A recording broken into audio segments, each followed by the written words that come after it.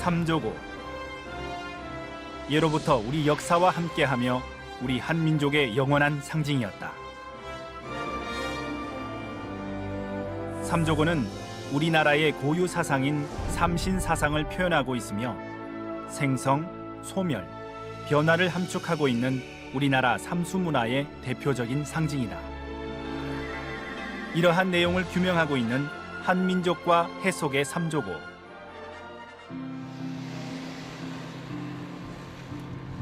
한민족과 해속의 삼조고의 저자 김주미 박사.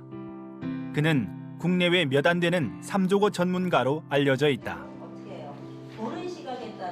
김주미 박사는 저서에서 삼조고가 언제 어떻게 등장하고 현대에 이르기까지 전개되었는지 광범위하게 분석하고 있다. 뭔가 우리에 대한 정체성. 김주미 박사는 한민족과 삼조고에 관련된 방대한 사료를 수집하고 기존의 연구와는 달리 한민족과 해속의 삼조고의 관계를 새로운 시각으로 제시하고 있는 것이다. 고구려 고분벽화에 있는 일상문 또는 해속의 삼조고 이런 거에 대해서만 주로 연구를 하셨는데 그 이후 고려나 조선시대까지 쭉 연결해서 자료를 찾고 그거를 정리하고 나름대로 시대상과 연결해서 의미부여를 하고 이러는 작업을 하는 데 있어서 상당히 많은 시일이 소요가 됐습니다. 앞으로는 정말 연구를 하려고 해도 연구를 할 수 없는 자료가 되지 않을까. 그렇기 때문에 조금이라도 더 의무감을 갖고 이런 부분에 대해서 뭔가 연구해서 결과물로 남겨놔야 되지 않을까. 그런 생각도 이렇게 답사 다니고 제가 연구하면서 그런 생각도 하게 되었습니다. 김주미 박사는 유적지 답사와 다양한 국내외 학술 토론 등을 통해 한민족과 삼조고의 관계를 알리고 있다. 그는 삼조고는 우리 민족의 고유 사상인 삼신사상과 국난을 이겨내온 우리 역사의 역동성을 표현하고 있다고 주장하고 있는 것이다.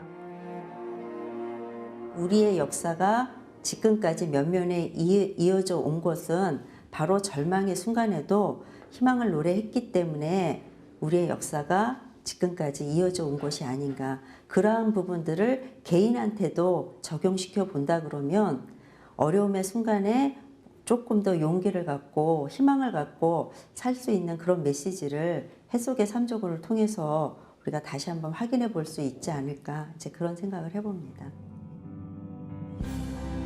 STV 한문화 특강에서는 한민족과 삼조고의 관계를 규명한 그의 강의를 들어본다.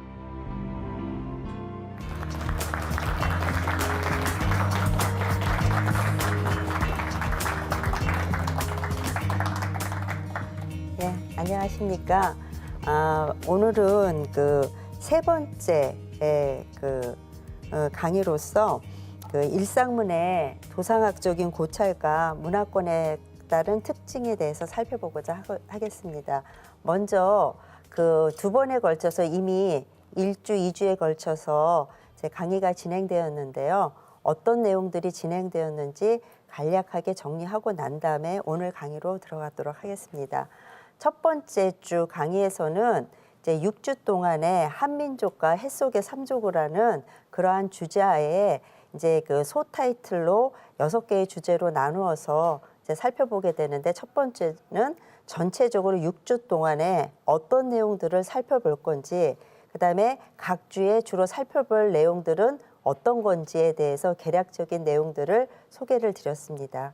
그다음에 지난주에는 한국 고대 일상문의 성립 배경이라고 해서 이제 일상문이라는 거는 태양을 상징하고 이를 형상화한 문양을 일컫는 건데 우리가 흔히 알고 있는 해 속의 삼조고와 같은 것을 일상문이라고 얘기합니다. 그런데 그러한 것들이 이제 어떻게 해서 그 성립되게 되었는지를 이제 쉽게 얘기하면은 태양과 새가 그 까마귀 삼조고와 같은 새가 결합된 건데 그런 것들이 어떻게 해서 성립되게 되었는지를 우리 한국 고대의 여러 가지 문헌과 유물 자료를 통해서 이제 그 성립되게 된 배경에 대해서 지난주에는 살펴봤습니다. 그러면 오늘은 이제 좀 전에도 말씀드린 것 같이 그 일상문의 도상학적인 고찰, 예를 들어서 둥근 원안에 까마귀로 얘기되는 삼조고와 같은 새를 왜 집어넣어서 표현을 했는지, 그거의 각각의 상징성은 어떤지, 또 문화권에 따라서 어떻게 다른 양상을 보이는지 뭐 이런 것들을 오늘 소개하고자 합니다. 다음이요. 그래서 오늘 이제 주로 얘기될 내용은 전반적으로 이제 오늘 어떤 내용들을 주로 다룰 것이고, 그 다음에 그런 거에 대한 이제 설명을 간단하게 한 다음에 그 일상문, 아까도 얘기했지만은 태양을 상징하고 이를 형성한 일상문의 이제 구성 요소를 하나하나 나누어서 크게 원과 그 다음에 삼조고와 같은 새로 나누고, 그것도 또 이제 새 같은 경우에는 또 어떻게 나누냐면은 그 삼조고라고 했을 때는 까마귀만을 보통 이제 지칭하는 거로 알고 있지만은 실제로 일상문에 표현된 새를 보면 까마귀의 특징적인 요소뿐만 아니라 다른 여러 가지 특징적 모습들을 보이는 경우들도 굉장히 많거든요. 그랬을 때 일상문에 표현되는 새는 어떤 새를 표현을 하는지, 그다음에 다리는 보통 3개, 3족으로 표현이 되고 있는데 꼭 3족으로만 표현되는지, 어떤 식으로 또 표현되는지, 그다음에 움직임 동새는 또 어떻게 표현되는지, 그것이 각각 갖고 있는 상징성은 무엇인지를 하나하나 나누어서 여기서는 설명하도록 하겠습니다. 다음에 이제 도상 해석에서는 그 해를 상징하는 문양은 크게 2가지 형태로 표현되고 있거든요. 그냥 둥근 원만으로 표현되기도 하고, 둥근 원 안에 삼조고와 같은 새를 집어넣어서 표현하기도 하는데, 이것이 각각 의미하는 것들은 어떤 차이가 있는지 그런 것들을 여기서 살펴보겠습니다. 그 다음에 우리는 이제 뭐 한민족이라고 지금 얘기하고 있지만 그거를 조금 광의 개념으로 얘기한다 그러면 만주족, 그 다음에 한민족, 우리 민족, 그 다음에 일본인이 이제 그 동이계로 얘기가 되고 있는데, 이런 그 일상문은 그 각각의 뭐 동이족, 하와족은 바로 중국의 한나라를 세웠던 한족의 전신으로 얘기되고 있는 게 하와족인데, 동이족과 하와족의 문화권에 따라서 일상문, 해를 상징하는 문양이 어떻게 세부적으로 다르게 표현되고 있는지 그런 것들을 여기서 살펴보겠습니다. 그래서 앞서 얘기한 이런 내용들을 결론에서는 다시 한번 정리를 하면서 이런 것들이 어떠한 의미를 갖고 있는지, 그리고 특히 이제 지금 뭐 중국이 이제 동북공정 이런 거와 관련해서 고구려를 중국의 지방 정권으로 보는 이런 것들이 지금 행해지고 있는데, 그러한 부분에 대해서 우리가 이런 것들을 통해서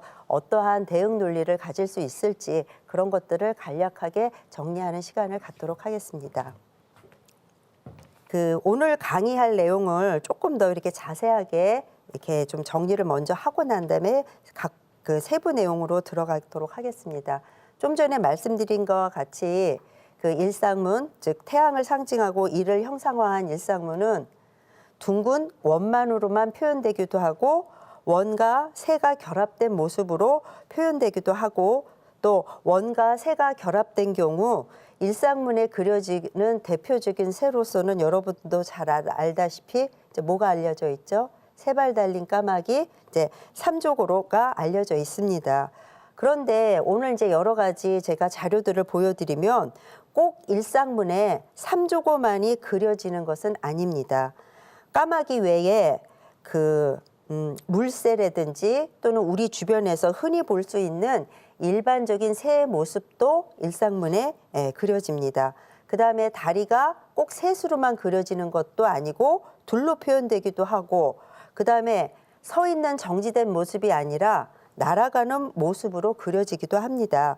그렇다면 일상문에서 원과 새는 각각 무엇을 표현한 것이고, 이때 새는 어떤 새를 지칭하며 새의 다리수라든지 움직임 이런 것들은 각각 어떠한 성징성을 갖고 있는지, 그다음에 이러한 표현의 차이가 어디에서 비롯되는 건지 이런 의문점들에 대해서 오늘 하나하나 살펴보도록 하겠습니다.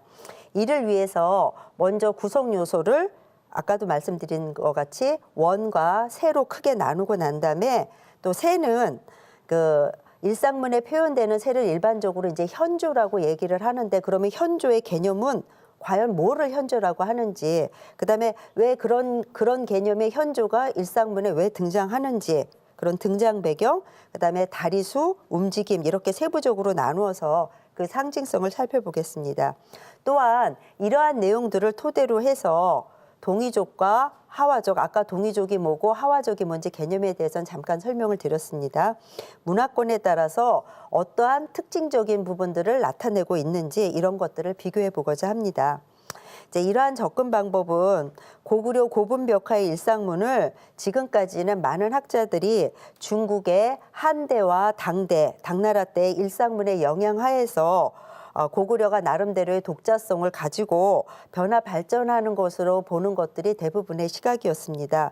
그렇지만 그렇게 보거나 또 어떤 또 한 측에서는 그 삼조고만에다가 관심을 두면서 그 우리 고유의 기원을 갖는 것으로 이렇게 얘기하는 등, 그러니까 제가 지금 말씀드리는 건 뭐냐면은 해 속의 삼조고라고 얘기했을 때 그냥 일상문이라는 해문양을 표현해 그걸로 그 측면에서만 봤을 때는 중국의 영향을 받았다고 얘기했던 그러한 그 견해들이 훨씬 많았고, 그 다음에 삼조고만을 얘기해서 했을 때는 우리 나름대로의 어떤 그 독자적인 기원을 갖는 것으로 보는 인식들이 많았는데, 결국은 해 속의 삼조고라는 거는 결국은 별개가 아니죠. 그래서 이렇게 하나를 놓고 서로 이제 상반된 견해를 보였던 그런 부분 문제점들에 대해서도 다시 한번 재검토를 해보는 그런 시간을 갖도록 하겠습니다.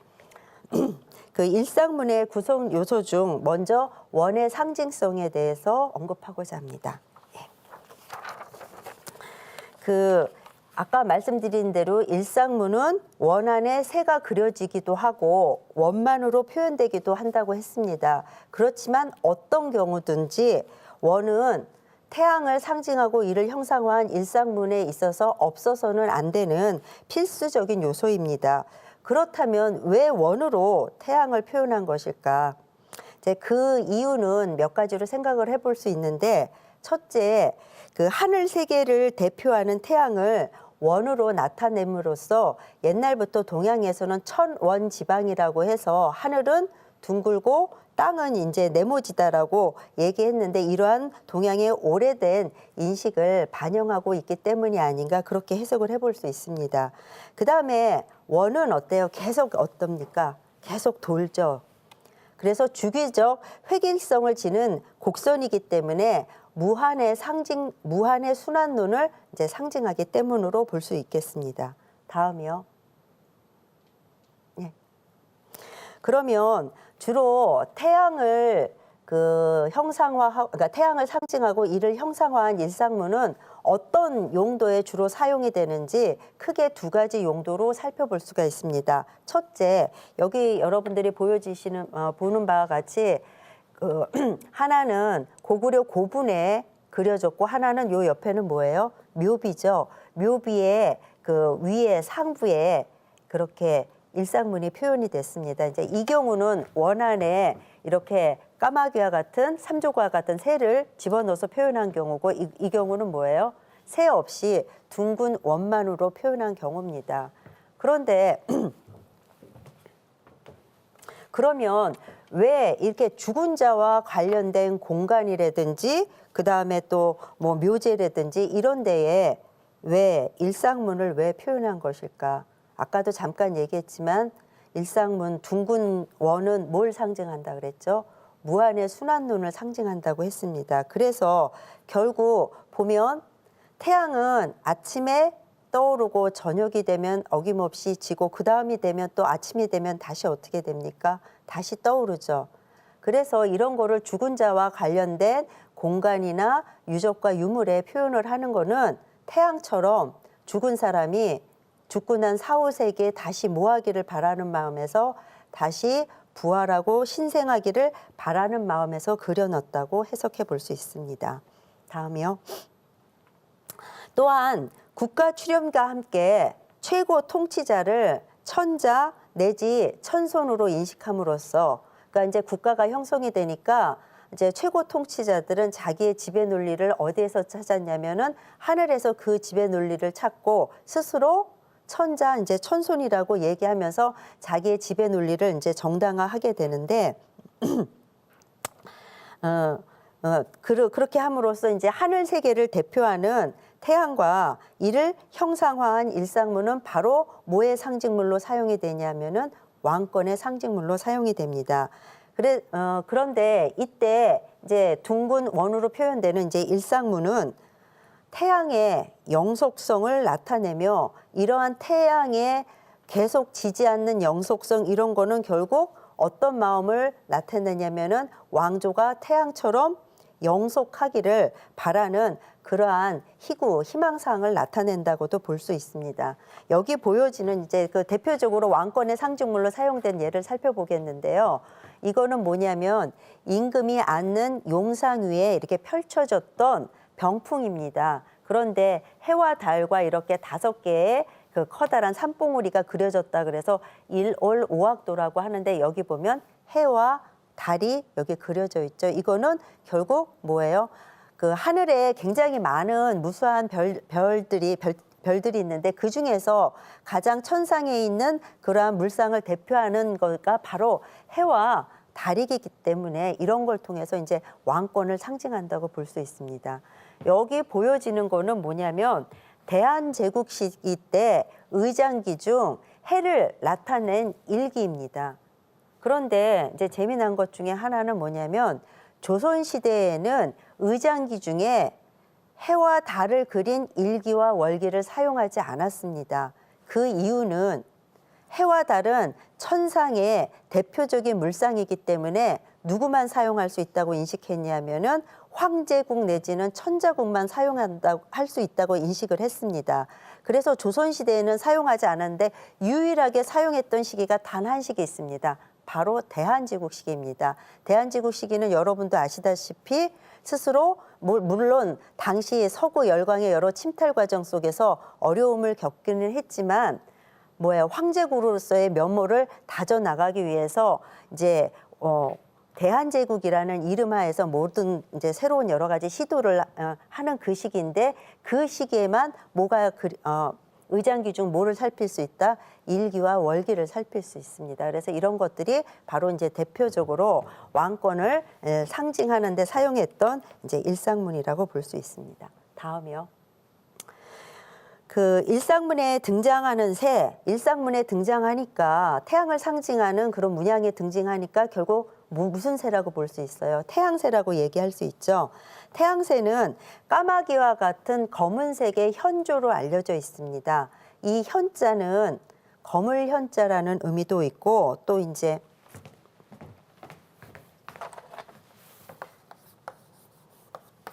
크게 일반적으로 우리 알고 있을 때는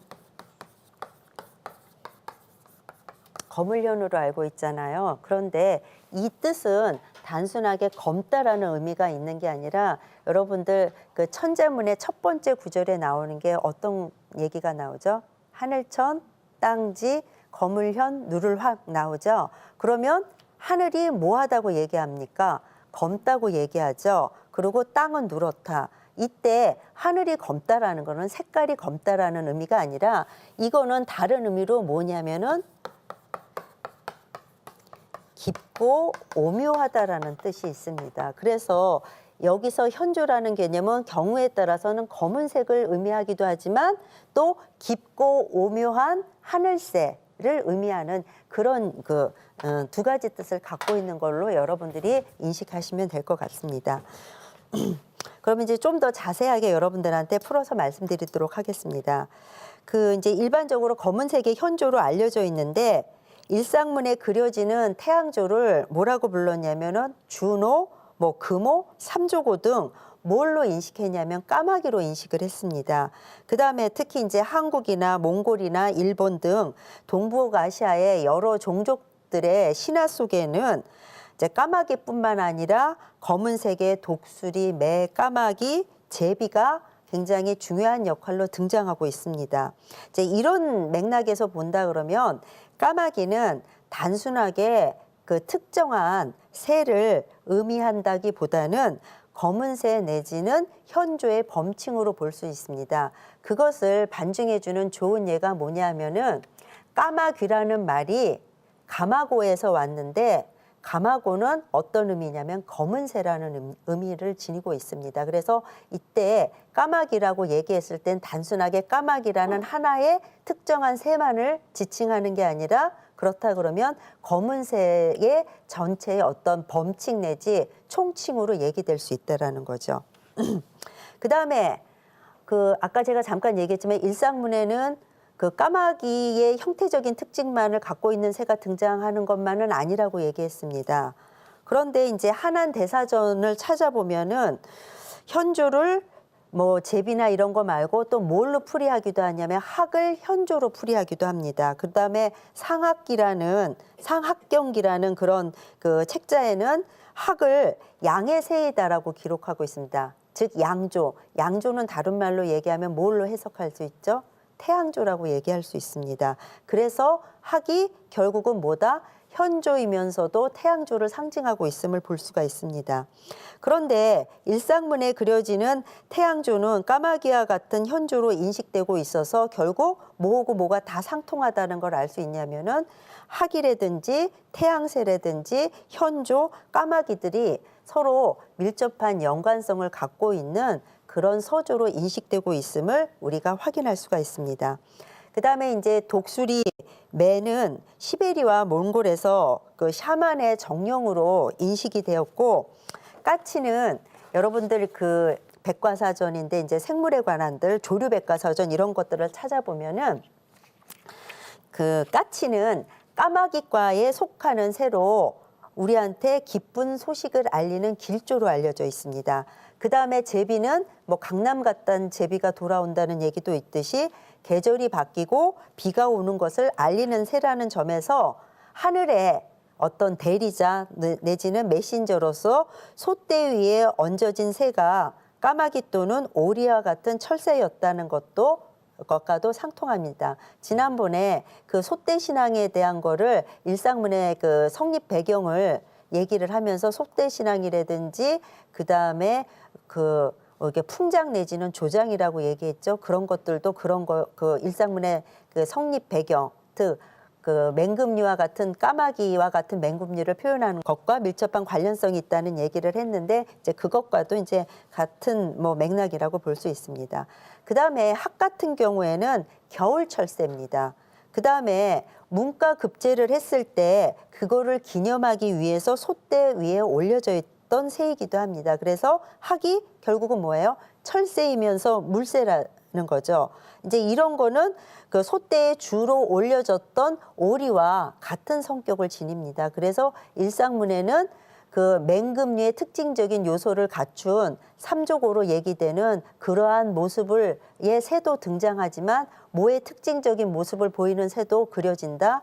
물새의 특징적인 모습을 보여주는 새도 그려진다는 거죠.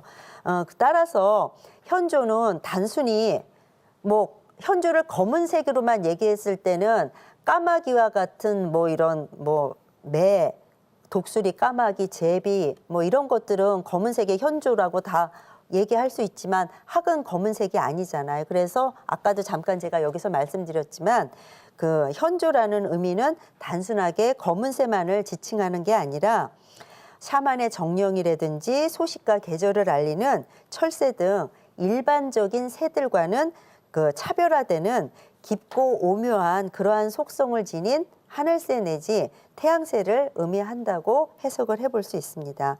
또한 그 현조에는 검은색의 까마귀, 독수리, 매, 까치 외에 철새이면서 물새인 흰색의 학, 오리 등이 포함되어 있음을 알 수 있습니다. 그러면 일상문에 이게 현조가 등장하는 배경을 몇 가지를 통해서 살펴보겠습니다. 하나는 동이족이 현조를 숭배하는 그 동이족의 전통과 그다음에 10개의 태양과 예장군과 같이 태양, 현조, 동이와의 관련성을 살필 수 있는 신화전승, 그다음에 하늘 세계를 대표하는 태양에 대한 인식 등이 복합적으로 작용되었기 때문으로 풀이됩니다. 그럼 그 하나하나에 대해서 조금씩 자세하게 풀어서 말씀드리겠습니다. 먼저 그 동이족의 현조 숭배는 아까도 잠깐 얘기했지만 독수리, 매, 까마귀와 같은 맹금류의 현조가 영혼을 실어 나르는 메신저 역할을 한다고 믿어서 행해졌던 조장의 풍습과 또 한국이라든지 일본, 청 다 무슨 족이죠? 동이족, 동이계로 얘기되고 있습니다. 같은 동이계 설화에서는 현조인 까마귀가 태양과 왕을 상징하거나 아니면 왕이나 앞으로 왕이 될 사람이 위험에 처했을 때 위험으로부터 구하는 그러한 역할로 이제 등장하고 있음을 볼 수가 있습니다. 우리나라의 경우 까마귀가 태양과 왕을 상징하는 경우는 북부여를 세운 해모수가 머리에 쓴 까마귀 깃털로 만든 오우관을 통해서 확인을 할 수가 있고요. 또 일본으로 건너가 왕과 왕비가 되었다라는 그 연호령과 세오녀의 이름에 보면은 연오, 세오 할 때 오자가 다 무슨 오자냐면은 까마귀 오자가 포함되어 있습니다. 이런 걸 통해서 확인할 수 있습니다. 그 다음에 이제 까마귀가 왕을 보필하거나 또 앞으로 왕이 될 사람 또는 왕이나 왕이 될 사람이 위험에 처했을 때 구해주는 역할을 하는 거는 이제 또 여러 가지 다른 그 자료들을 통해서 살펴볼 수 있는데요. 일본 최초의 왕으로 일컬어지는 신무천왕이 야마토국을 정벌 하러 갈 때 백기를 인도하는 것으로 등장하는 것이 바로 까마귀입니다. 그 다음에 그 청나라를 세운 누르하치가 굉장히 죽음의 고비에 처했을 때 이를 구해준 것도 바로 까마귀입니다. 그 다음에 후고구려를 세웠던 궁예가 3달 중으로 있을 때 그가 이제 밖에 바리떼에 뭘 이렇게 이제 가지고 나가면서 일을 볼 때 들판에서 일을 볼 때 이 바리떼에다가 그 임금 왕자가 새겨진 옥을 떨어뜨려주고 가는 것도 새로 얘기가 되고 있습니다. 그래서 이제 이러한 여러 가지 그 까마귀의 이 여러 가지 이제 그 성격들을 이런 걸 통해서 이제 살펴볼 수 있어요. 여기 지금 보여지고 있는 거는 요거는 일본 쿠슈 후쇼카 현의 고분 벽화에 그려진 건데 여기 지금 배가 그려져 있고 배의 앞길에 요게 새가 앉아 있는데 이게 바로 뭐예요? 까마귀가 지금 백기를 인도하는 장면을 고분 벽화로 그려놓은 겁니다. 그 다음에 제가 아까 뭐라 그러냐면 누르하치가 청나라를 세우기 전에 위험에 처했을 때 까마귀가 그 위험을 알려줘서 목숨을 구해줬는데 그래서 누르하치는 그 심양의 첫 번째 이제 청나라의 그 궁궐이 심양에 있는데 궁궐을 짓고 난 다음에 그 청우궁이라는 뒷뜰에 그 까마귀 은혜에 보답하기 위해서 이렇게 신관을 세우고 매일 이 위에다가 뭘 얹어줬냐면은 까마귀의 먹이를 얹어줬다는 얘기가 이제 그 전해지고 있습니다. 이제 이러한 유물 자료를 통해서도 우리가 확인을 해볼 수 있다는 거죠. 다음이요. 예. 또 그 고구려의 주몽 등 동익의 영웅 신화의 공통으로 나타나는 명궁, 활을 잘 쏘는 모습을 보여주는 예장군이 여기 지금 보여주는 게 예장군인데 그 태양을 향해서 활을 쏘자 까마귀들이 떨어져서 까마귀가 떨어진 게 아니라 해가 떨어져서 까마귀로 이제 변했다라는 그런 신화 전승이 있는데 이런 거를 통해서 동이 태양 현조와의 밀접한 연계성을 우리가 확인할 수 있습니다. 지금 이 말이 무슨 말인지 좀 잘 모르실 수 있는데요. 그 고구려를 세운 시조 최초의 왕을 뭐라고 합니까? 누구라고 합니까? 주몽 또는 뭐 동명성왕이라고 얘기하는데 이 주몽이라는 말은 원래 부여어로 어떤 뜻을 지니냐면은 활을 잘 쏘는 사람을 얘기하고 있습니다. 그다음에 아까 이제 만주족이나 우리나 일본 다 동이족이라고 얘기하는데 일반적으로는 여러분들 그 옥편이나 한자 사전을 찾으면 동이족 할 때 이자 이렇게 쓰거든요. 그러면 찾으면 뭐라고 나와 있냐면 오랑캐 이자라고 나와 있습니다. 그런데 원래 뜻은 그런 의미가 아니라 무슨 자하고 무슨 자가 합쳤다? 활궁자, 큰대자가 합친 겁니다. 그래서 이거는 그 종족의 특성을 반영하고 있는 겁니다. 어떤 종족이다? 큰 활을 잘 만들고 활을 잘 쏘았던 그 종족의 특징을 얘기하는 겁니다. 그래서 동익의 설화에서는 이렇게 활을 잘 쏘는 그 명궁들이 많이 등장합니다. 이제 요 얘기를 간단하게 여러분들한테 말씀을 드리면 하늘에 갑자기 10개의 태양이 떠버렸습니다. 그러면 10개의 태양이 뜨면 지구가 뭐 뜨거워서 살 수가 없겠죠. 그래서 이 문제 해결을 그 하늘에 있는 이제 천재가 누구한테 이 문제 해결을 해결하라고 했냐면은 바로 예장군한테 이 문제를 네가 해결을 하라 했어요. 그래서 이 예장군이 하늘에 그 태양을 향해서 활을 쏘고 그래서 9개의 태양을 떨어뜨렸습니다. 그런데 이 9개의 태양이 떨어졌는데 아까 뭐로 화했다 그랬죠? 변화했다 그랬죠? 까마귀. 근데 이 9개의 그 10개의 태양은 다 누구였냐면은 천재의 아들이었습니다. 그런데 가만히 보니까 그 천재가 이 문제를 해결하라고 하기는 했지만 결국은 그 자기의 아들들을 9개의 태양이 다 이제 떨어져서 이렇게 까마귀로 변해버렸잖아요. 그래서 노예에서 결국은 그 예장군을 신적에서 제외하게 됩니다. 그러면 이제 신적에서 제외한다라는 거는 신하고 인간하고의 그 차이점은 뭐예요? 신은 영원히 죽지 않고 살 수 있지만 인간은 무한하다는 한계성을 지니잖아요. 그래서 이제 예장군이 다시 그러한 그 자기의 어떤 신적을 회복하기 위해서 이제 서왕모를 찾아가서 뭘 구했다라는 얘기가 전해지고 있냐면은 죽지 않는 불사의 약을 이게 가져왔는데 어렵게 구해서 가져왔는데 그 부인 항아가 그거를 몰래 먹고 이게 이제 남편한테 겁이 나니까 달나라로 도망가서 뭐가 됐다라는 이제 그러한 그 신화가 전승되고 있냐면은 두꺼비가 되었다는 신화가 전승이 되고 있습니다. 그래서 요거는 이제 요 예장군이 이제 그 태양을 향해서 그 활을 쏘는 모습을 이제 나타낸 이제 그런 거로 볼 수가 있어요. 그래서 그 동이와 태양과 현조와의 이제 밀접한 연관성을 이러한 신화 전승을 통해서 확인해 볼 수 있다라는 거죠. 다음이요. 그 태양을 형상화한 일상문 가운데 특히 까마귀의 특징적 모습과 다리 셋이 잘 표현된 예는 여기 보면은 고구려 고분이라든지 그다음에 요령성이라든지 일본의 일상문에서 주로 볼 수 있습니다. 까마귀의 특징적인 요소, 까마귀는 맹금류에 속하죠. 예. 맹금류에 해당하는 새가 어떤 게 있습니까? 독수리, 매, 까마귀와 같은 게 맹금류예요. 맹금류라는 거는 뭘 먹냐면은 인육을 먹는 새를 흔히 이제 맹금류라고 합니다. 그런데 이러한 새의 그 형태적인 특징은 어떤 형태적인 특징을 갖고 있느냐? 부리가 어때요?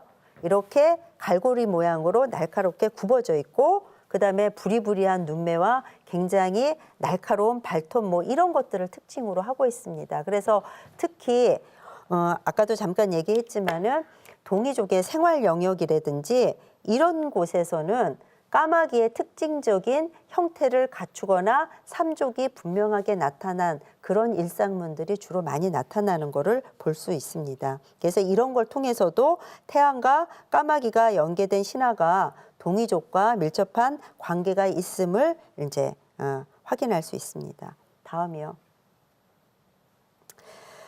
그런데 이렇게 둥근 원 안에 이렇게 검은 새를 표현하고 해와 달이 서로 짝을 이루면서 이렇게 표현되는 거는 처음에 언제 등장하냐면은 전환시기에 등장합니다. 이건 지금 전환시기의 일상문 중에 하나인데요.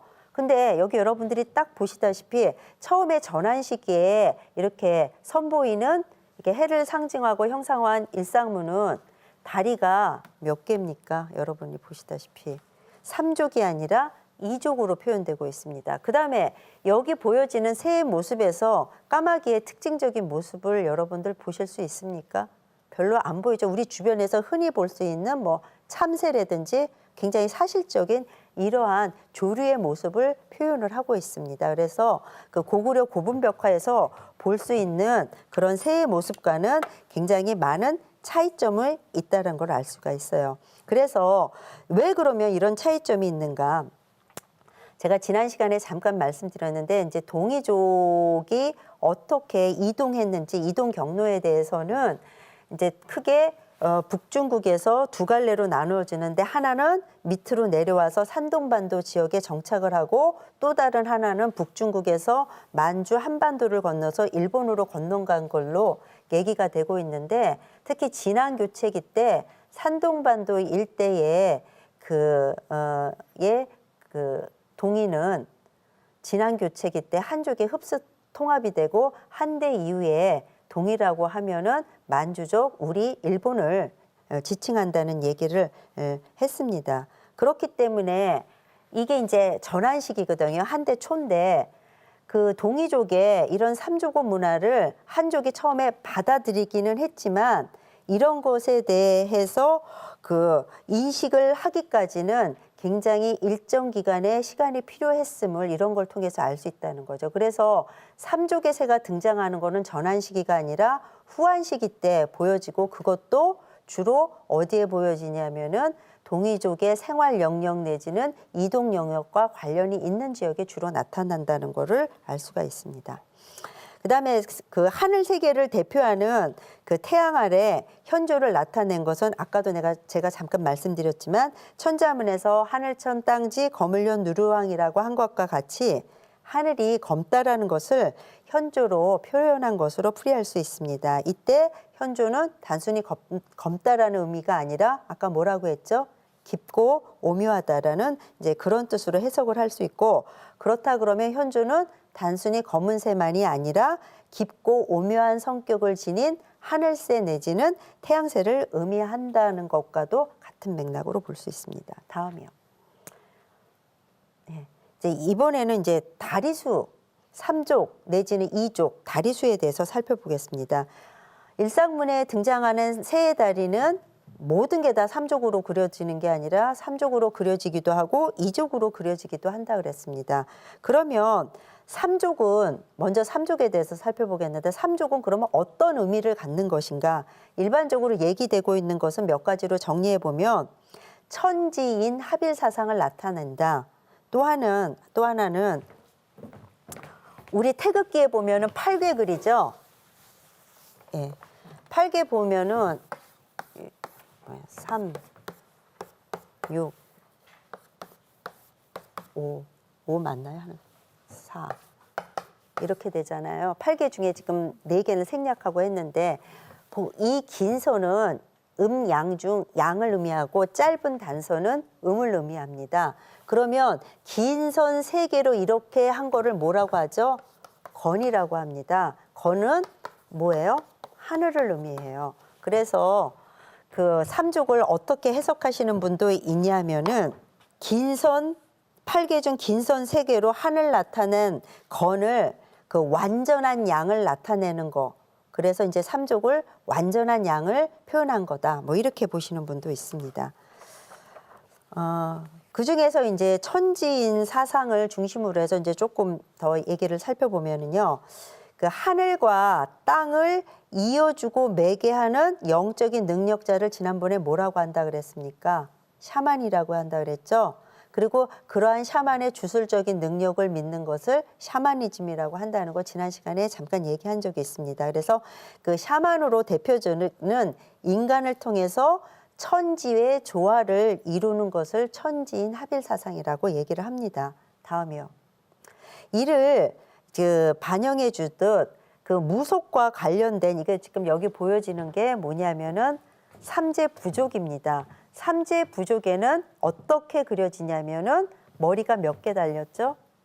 3개 달렸죠. 다리가 셋으로 표현된 게 아니라 이 경우는 머리가 셋으로 표현되고 이렇게 다리가 둘로 표현돼서 그래서 어떨 때는 삼두 2종 내지는 삼두 1종의 매의 모습을 하고 있는 매도 아까 뭐에 해당한다 그랬습니까? 독수리, 매, 까마귀 다 맹금류에 해당한다 그랬죠.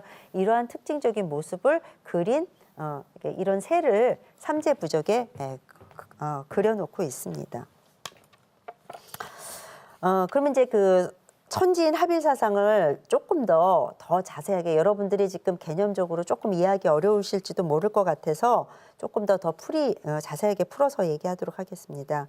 특히 이제 우리 민족은 세계를 천지인 등 셋으로 나누어 보지만 이 셋이 하나에 통합되는 것으로 보는 즉 삼을 매개로 해서 모든 대립을 하나로 아우르려는 천지인 합일이라는 독특한 사유체계를 지니고 있습니다.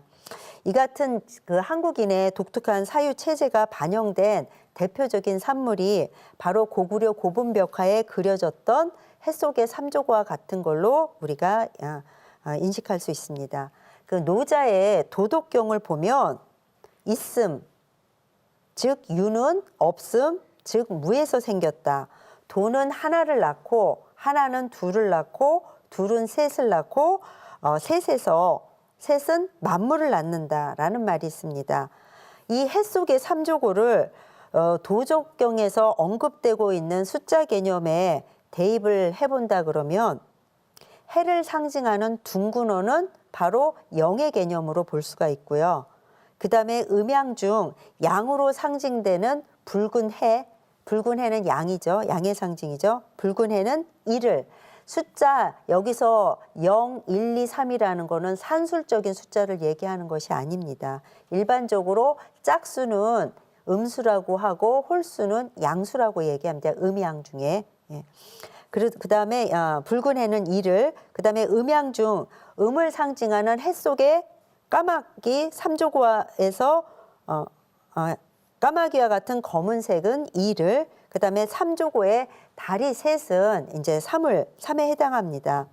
그 다음에 이제 해 속의 삼조고에서 둥근어는 그렇다 그러면 하늘을, 해 속의 삼조고와 같은 검은새는 땅을, 그 다음에 삼조고의 다리 셋은 그 양쪽을 넘나들면서 매개하는 역할을 한다고 볼 때 사람을 상징함으로써 결국은 천지인 합일 사상을 하나의 틀로서 완벽하게 표현해내고 있는 것을 볼 수 있습니다.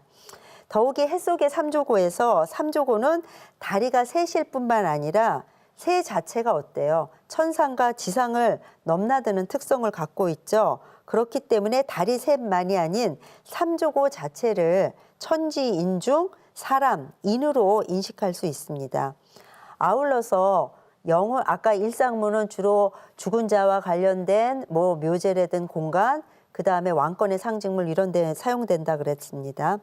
그래서 아울러서 영혼이라든지 천명, 공령의 전달자의 성격을 지닌 삼조고를 일상문에 등장시킨 것은 태양의 정기, 정령을 지상에 전해줌으로써 만물을 살리고 태양빛을 쬐야지 모든 곡식들, 모든 생명체가 다 생장하잖아요. 만물을 살리고 또 왕이 밝은 정치를 펴고 또 풍요와 행복을 가져다주는 이런 삼조고의 복락 개념을 담고자 했던 것으로 풀이됩니다. 이는 노자의 도덕경에서 셋은 만물을 낳는다는 개념과도 상통합니다. 또한 해 속의 삼조고의 다리 셋 내지 삼조고를 현대적인 개념으로 우리가 다시 풀이를 한다 그러면 조화와 상생의 의미를 갖는다고 볼 수 있습니다. 또한 아까 얘기한 삼조고의 다리 셋은 긴선 세 개로 하늘을 표현한 건의 상징으로 표현되는데 이 같은 해석은 일상문에서 하늘 세 개를 대표하는 태양과 함께 표현된 현조인 까마귀를 하늘 내지는 하늘의 대리자로 인식했기 때문입니다. 이제 또 삼조고의 다리 셋은 뭘로 또 보기도 하냐면은 양의 상징 또 남성의 심볼을 표현한 것으로 보기도 합니다. 그 초사보주 인춘추 원명포에서는 양은 삼으로 이루어졌기에 양을 상징하는 해안에 삼조고가 있으며 이를 양정이라 한다고 해서 까마귀의 다리 셋을 양의 상징으로 보았습니다. 다음이요.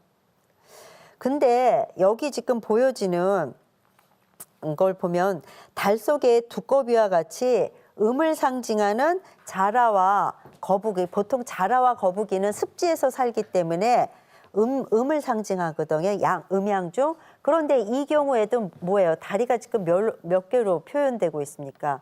다리가 세 개로 표현이 되고 있죠. 이제 이런 유물들을 그 다리 셋 달린 자라 또는 세 발 달린 거북이가 뭐 이화와 산해경과 같은 문헌에서도 언급되고 있어 좀 전에 얘기한 것과 같이 뭐 태양이 양이고 삼이 양수이기 때문에 까마귀의 다리가 셋으로 표현됐다라고 얘기하는 거는 조금 설득력이 약하다고 봅니다. 근데 그 일상문에 표현된 삼조고의 다리셋을 남성의 심보를 표현한 것으로 보기도 한다고 했는데 그거는 나름대로 설득력을 갖는다고 볼 수 있습니다. 왜냐하면 한방에서는 까마귀를 옛날부터 양의 기운을 보충해주는 양조로 인식해서 천상의 비삼으로 일컬었습니다. 이게 무슨 말인지 아시는지 모르겠는데요. 그 지상에 나는 식품 중에서 사람의 그 양기를 보충해주는 가장 대표적인 식품이 뭐가 있습니까? 인삼이 있습니다. 그래서 바다에서 가장 그런 그 기능을 갖고 있는 그런 식품을 또 뭐라고 합니까? 해삼이라고 하죠. 그런데 까마귀를 날비자를 써서 비삼이라고 일컫고 있습니다. 그래서 아주 양을 보충해 주는 데 있어서 굉장히 좋은 그러한 걸로 알려져 있습니다. 그래서 이게 한때 잘못 좀 사람들한테 이렇게 인식이 퍼져서 까마귀가 뭐 씨가 말릴 정도로 뭐 까마귀들을 잡아먹었다는 얘기도 일설에는 있는데 하여튼 그만큼 이제 그런 특성을 갖고 있다라는 거죠. 그래서 양을 대표하는 태연과 남성의 심볼 모두 뭐예요? 새로운 생명체를 탄생시키는 신생과 밀접한 관련성을 갖고 있습니다. 그 다음에 이제 해 속의 삼조고를 고구려의 시조인 주몽이 햇빛을 받은 알에서 태어난 것과 같이 해와 난생인 새의 합의를 의미한다고 볼 때 삼조고는 주몽과 같이 태양의 아들로 인식되는 최고 통치자를 상징합니다. 다음이요. 이 같은 해석과 관련해서 주목되고 있는 것은 여기 보여지고 있는 울주군 방가대 암각하에 묘사된 제사장으로 추정되는 인물과 농경문 천동기 뒷면 우측에 이렇게 새 깃털을 머리에 꽂고 밭을 가는 남성의 모습, 이 둘은 다 제사장으로 추정이 되고 있습니다. 근데 지금 여기 보면은 어떻게 남성을 표현하고 있습니까? 옷을 안 입고 남성의 심보를 굉장히 강조해서 표현하고 있는 것들을 볼 수가 있습니다. 여기 보여지는 그 인물들 단제 남성의 어떤 심보를 드러낸 채 표현이 되고 있는데 그 태양의 아들로 인식되었던 고구려의 주몽과 같이 고대 국가의 왕들은 어떤 특징들을 많이 지니냐면은 뭐 태양의 아들로 뭐 인식된 것과 같이 사제자적인 제사장과 같이 사제자적인 측면이 강했다는 점을 고려해 볼 때 일상문에 그려진 삼조고의 다리셋은 남성의 심보를 상징적으로 표현했다라는 해석도 어느 정도 설득력이 있다고 볼 수 있겠어요. 다리가 이제 둘인 것도 그렇지만 거기 표현되는 새의 모습도 까마귀의 뭐 그런 특징적인 묘소들이 그렇게 많이 반영되어 있지는 않습니다. 그래서 여기 이렇게 다리 둘로 표현한 거, 삼족으로 표현하지 않고 다리 둘로 표현한 거는 전국 시대에 형성된 음양론, 그러니까 세상은 음과 양 등 서로 대립된 존재로 구성되어 있다고 보는 음양론의 영향이 오히려 반영된 것이 아닌가 그렇게 볼 수 있습니다. 그렇다면 일상문에 그려진 현조의 다리 둘은 우주 만물의 본체를 이루는 양과 음을 상징하며 일상문이 주로 이제 그러니까 한 대부터 해와 달을 그린 것들이 서로 짝을 이루어서 이렇게 표현이 되는데 이렇게 해와 달이 짝을 이루어서 표현되는 것 역시 바로 음양론에 입각한 것이 아닌가 뭐 그렇게 생각을 해볼 수 있겠습니다.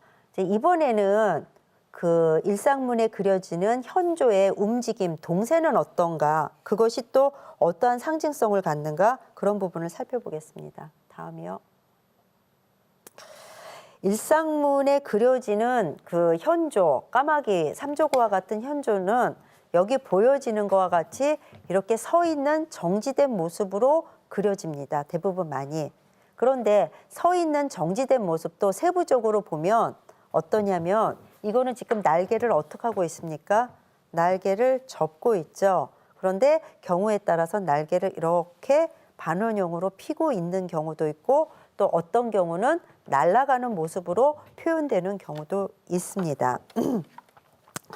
그런데 일상문의 현조가 아까 일상문에 등장하는 삼조고는 크게 세 가지 기능성을 갖고 있다고 볼 수 있다 그랬죠. 영혼의 전달자, 왕이 될 사람한테 천명을 전달하는 천명의 전달자, 공령의 전달자, 뭐 이러한 특징을 갖고 있다고 봤을 때 특히 이거를 천명의 전달자라는 관점에서 우리가 살펴본다고 하면 이렇게 날개를 접고 있다라는 거 우리 어떻게 해석해 볼 수 있을까요? 천명의 전달자로서의 역할을 소임을 마치고 다시 돌아와서 안착했다라는 걸로 해석을 해볼 수 있겠죠. 그러면 결국은 이거는 왕권이 어느 정도 이제 어떻게 됐다고 볼 수 있겠어요. 안정기로 들어섰다라는 걸로 그렇게 해석을 해볼 수가 있겠죠. 예.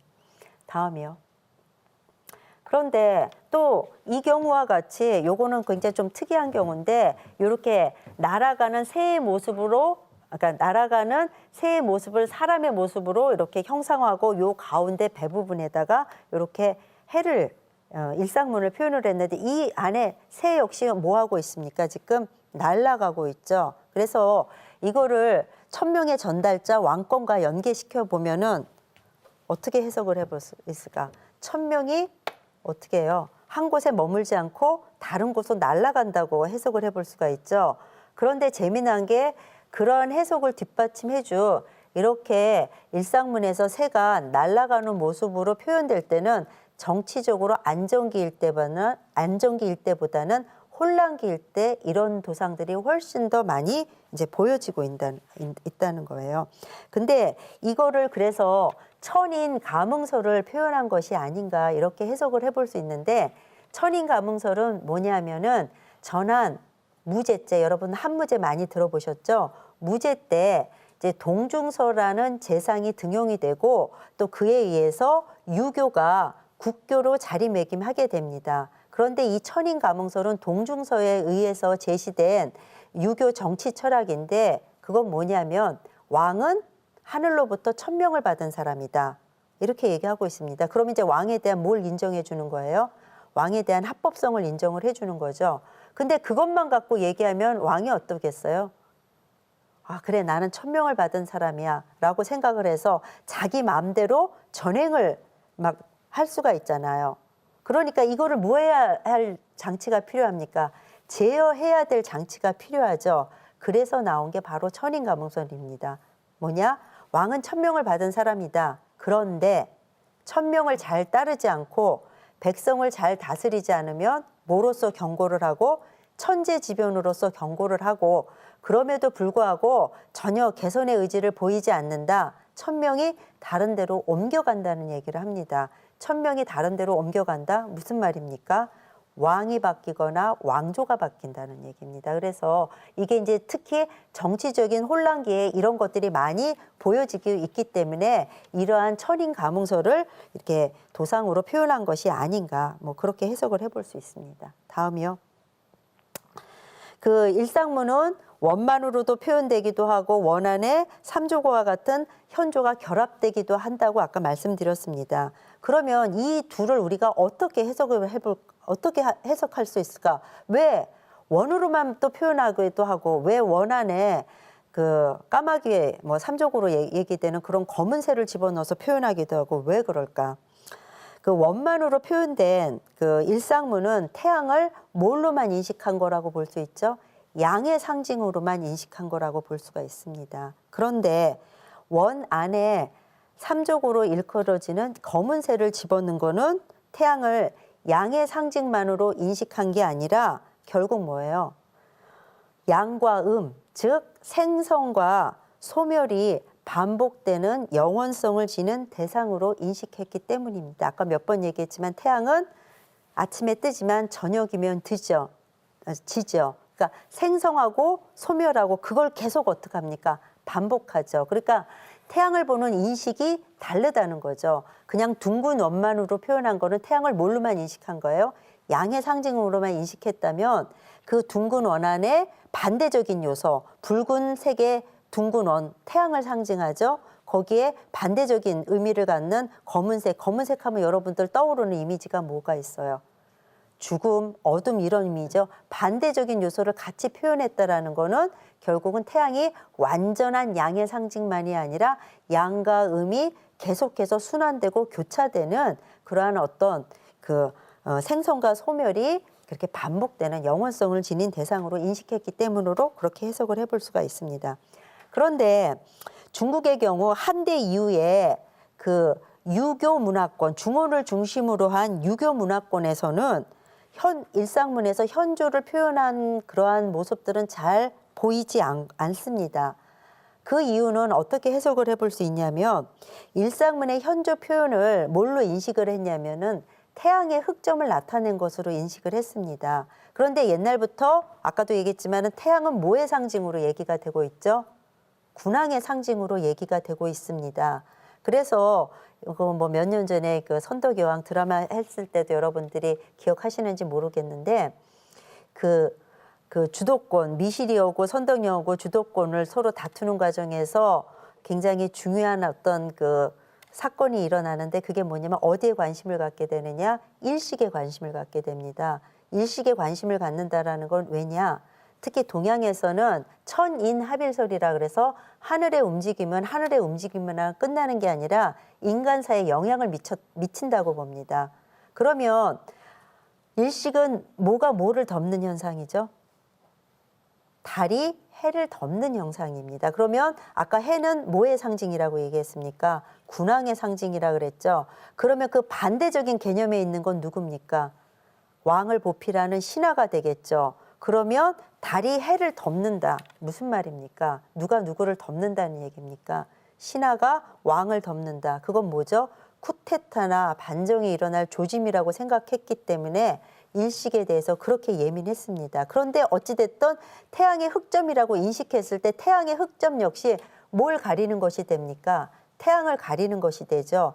그래서 아마도 일상문에서 현조 표현이 특히 유교를 중심으로 한 중원 문화권에서는 사용되지 않은 것은 그러한 이유 때문이 아닌가 그렇게 해석을 해볼 수 있을 것 같습니다. 그러면 지금까지 이제 살펴본 내용을 토대로 해서 그 문화권에 따라서 동이족과 하와권의 문화권에 따라서 일상문은 어떠한 특징들을 가지고 있는지를 다음에 화면에 표를 통해서 살펴보도록 하겠습니다. 지금까지 말씀드린 거를 이거는 표로 정리를 한 겁니다. 동이족의 생활문화권, 또 하와족은 뭐의 전신이라 그랬죠? 한나라 할 때 한족의 전신이라 그랬습니다.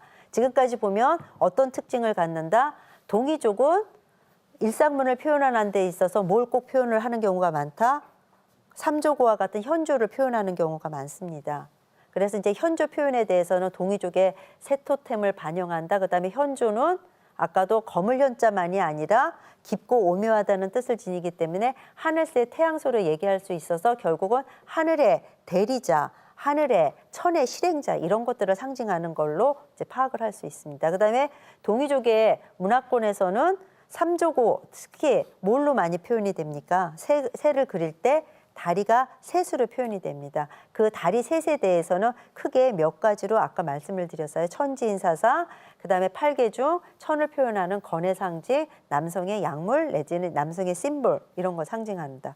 그다음에 특히 동이족의 문화권에서는 일상문의 새가 어떤 모습으로 많이 그려지냐면은 정지된 서 있는 모습으로 그려지는 경우가 많습니다. 그거를 왕권과 연계시켜서 본다 그러면은 신권 정치적인 측면, 즉 뭐예요? 지배자의 확고한 지위 이런 것들을 반영한다고 볼 수 있어요. 거기에 비해서 하와족의 문화권에서는 어떤 식으로 일상문이 표현이 되는가? 현조 표현이 생략이 됩니다. 그리고 주로 원만으로 표현이 돼요. 그리고 현조의 특징적인 모습, 까마귀, 맹금리의 특징적인 모습은 거의 약화되고 그다음에 다리도 이조. 그래서 이건 뭐 음향설이라든지 다연계의 일반적인 조리의 형상 표현이라고 볼 수도 있고 날아가는 새로 표현됐을 때는 다리 표현이 생략되기도 합니다. 그래서 날아가는 모습의 현조를 제가 아까 동중서와 관련해서 천인가문서를 나타낸 걸로 이렇게 보기도 했는데 이렇게 문화권에 따라서 많은 차이를 보이고 있다는 것을 알 수가 있습니다. 다음이요. 그래서 특히 아까 좀 전에 말씀드렸던 그러한 동이족의 문화권에서의 특징적 모습을 볼 수 있는 거는 이제 동이족의 생활 영역에서 주로 많이 볼 수 있다라는 거예요. 그다음에 묘제라든지 이런 데서도 그 한족의 문화권하고는 많은 차이를 보이고 있는 그런 지역, 뭐 산동성이나 뭐 한남성 일대, 뭐 강소성이나 이런 일대에서 주로 보여지고 있다라는 거죠. 다음이요. 네. 그다음에 그 특히 어디에서 또 많이 보여지냐면은 나중에는 그 요령성 조양이라든지 투르판 아스타나 고분 다 어디로부터 멀리 떨어진 지역이냐면은 중원의 문화권으로부터 멀리 떨어진 지역에 이렇게 뭐 그 현조의 모습 내지는 삼족의 모습이 반영된 이러한 일상문들이 그려지는 것을 확인할 수가 있습니다. 다음이요. 네, 그래서 하와족의 문화권의 일상문 아까 표로 여러분들한테 설명을 했으니까 여러분들이 한번 얘기해 보세요. 주로 어떻게 그려진다 그랬죠? 뭐가 많이 생략된다 그랬습니까? 일상문에서 현조의 모습이 생략이 되고 표현이 된다고 하더라도 그 맹금류의 특징적인 모습이나 이런 것들은 약화가 되고 다리는 삼족보다는 이족이나 아니면 날아가는 새일 경우에는 다리 표현이 생략되거나 이런 식으로 많이 그려진다는 얘기를 아까 말씀드렸습니다. 그다음에 이 경우는 또 재미난 게 뭐냐면은 원래 삼조고는 뭐 안에 표현을 합니까? 해 속의 삼조고인데 해로부터 어떻게 돼요? 벗어나서 삼조고만 표현된 경우도 있어요. 그래서 이게 뭐냐면 서왕모를 표현한 건데 결국은 그 아까 제가 진앙교체기 때 한족의 흡수 통합이 된다 그랬잖아요. 산동반도 일대의 동이족. 이러면서 동이족의 그 영향력이 약화됨으로써 그 한족의 신앙 속에 대표적인 신앙이라고 얘기할 수 있는 서왕모의 이러한 권속으로 이렇게 표현되는 즉 그 격이 약화되는 모습들도 보여지게 됩니다. 그다음에 이건 아까 이미 본 거니까 여기서는 이제 더 이상 설명하지 않도록 하겠습니다. 다음이요. 예. 이것도 아까 본 거니까 그냥 넘어가도록 하겠습니다. 예. 그래서 이제 지금까지 살펴본 내용을 종합을 해볼 때 해 속의 삼족으로 표현된 일상문은 동이족과 밀접한 관련성을 갖고 있음을 우리가 알 수 있었습니다. 그래서 그동안에 그 동이계인 고구려인이 그린 해 속의 삼족과 같은 일상문을 중국 한당대에 표현된 일상문의 영향하에서 발전한 것으로 보는 그런 시각들은 조금 더 재고를 해볼 필요가 있다고 봅니다. 그러나 다음이요. 하와족의 일상문이 동이족의 현조 숭배의 영향을 받아 현조를 표현을 한 거와 마찬가지로 고구려 고분벽화의 일상문 중에서도 하와족의 일상문에 영향을 받은 것들을 살필 수 있습니다. 이 경우는 뭐냐면 이제 성총 같은 경우에 해와 달을 표현했을 때 뭐만으로 표현했습니까? 새를 표현하지 않고 원만으로 표현한 경우도 있고 새가 뭐한 모습이에요? 서 있는 정지된 모습이 아니라 날아가는 모습으로 표현된 경우도 있다는 거예요. 그래서 문화라는 거는 한쪽에서 일방적으로 한쪽으로만 영향을 주는 게 아니라 서로 상보적으로 영향을 주고받는 그런 관계들이 있다라는 거를 이런 걸 통해서 이제 확인을 해볼 수가 있습니다. 그래서 지난주에 강의한 한국 고대 일상문의 성립 배경에서도 언급한 것과 같이 우리나라에서 해 속의 삼족으로 표현된 일상문은 4세기 고구려 고분벽화에서 처음 확인되기는 하지만 태양과 삼족 천지인 사상을 반영하는 그런 삼족이라든지 삼족에 담긴 천지인 사상, 그다음에 태양과 까마귀가 결합된 모습은 이미 그거보다 훨씬 이전 삼국유사 기편 당군신화에 등장하는 환인, 환웅, 당군간에서 볼 수 있는 천지인 사상, 그다음에 태양과 까마귀가 결합된 모습은 동명안편의 해모수 관련 기사 이런 거에 있어서 파악할 수가 있어 그거보다 그에 대한 인식, 연호는 훨씬 더 오래되었다라는 거를 이런 걸 통해서 우리가 다시 한번 확인을 할 수 있었습니다. 그래서 오늘 일상문에 대한 도상학적인 해석과 문화권에 따른 특징이라는 이러한 내용으로 이제 살펴보았습니다. 그래서 오늘 강의는 이것으로 마치도록 하겠습니다. 네, 감사합니다.